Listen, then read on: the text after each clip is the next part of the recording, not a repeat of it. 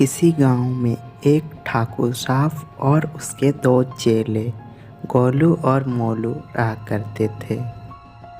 इस गांव के बाहर एक आम का पेड़ था जहां पर एक चुड़ैल रहा करता था। पेड़ के नीचे से कोई भी पार होता या नीचे बैठता तो वो चुड़ैल उसे मार देता। एक दिन एक बकरी घास चरते चरते अपना रास्ता भटक जाती है और उस आम के पेड़ के पास पहुंच जाती है। ये बकरी तो खुद ही मेरे पास मेरा खाना बनने आई है। आओ आओ, बहुत दिन से कुछ खाया नहीं हूँ, बहुत मज़े से खाऊंगा आज।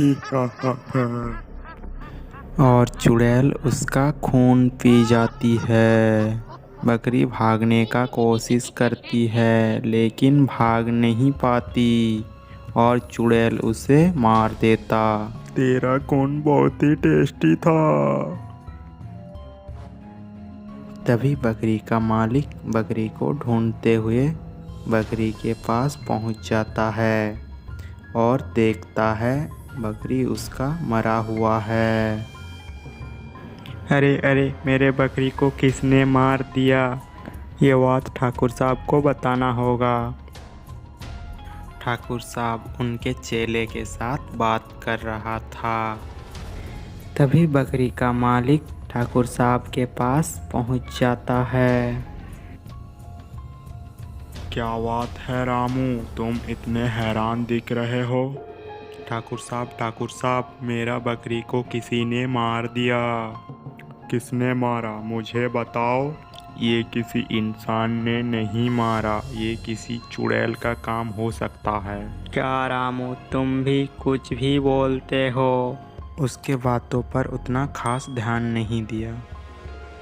रीना, मैं बाजार जा रही हूँ सब्जियाँ लाने। ठीक है, जाइए, पर जल्दी आइएगा, थोड़ी ही देर में अंधेरा होने वाला है। ठीक है, जल्दी ही आऊँगा, कहकर रोहित बाजार की ओर चल देता है। थोड़े ही देर बाद अंधेरा हो जाता है और रोहित सब्जियां लेकर घर की ओर आ रहा होता है।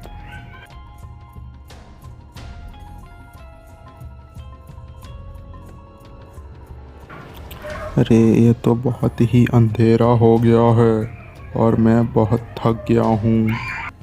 तभी रोहित आम पेड़ के नीचे बैठ जाता है। आज और एक शिकार मेरे पास खुद चल कर आया है। मुझे छोड़ दीजिए, मैं कभी और नहीं आऊँगा, मुझे छोड़ दीजिए।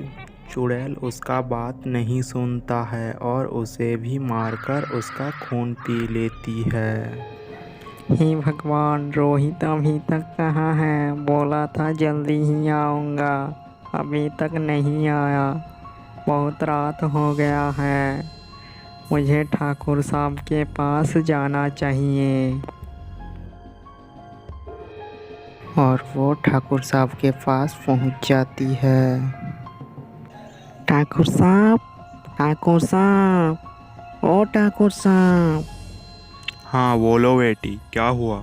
तुम इतनी रात को यहाँ पर? मेरे पति शाम को सब्जियाँ लाने गए थे, अभी तक नहीं आए। बोला था जल्दी ही आऊँगा, अभी तक नहीं आया। कोई बात नहीं बेटी, चलो मैं देखता हूँ, मेरे साथ आओ। ये कहकर ठाकुर साहब और उसकी पत्नी दोनों उसको ढूंढने के लिए निकल जाती है। वो इधर उधर देखने लगता है, फिर भी रोहित किसी जगह दिखाई नहीं देता और एक जगह ढूंढते ढूंढते पहुंच जाता है। तभी देखता है रोहित का लाश पड़ा है और उसकी पत्नी रोने लगती है।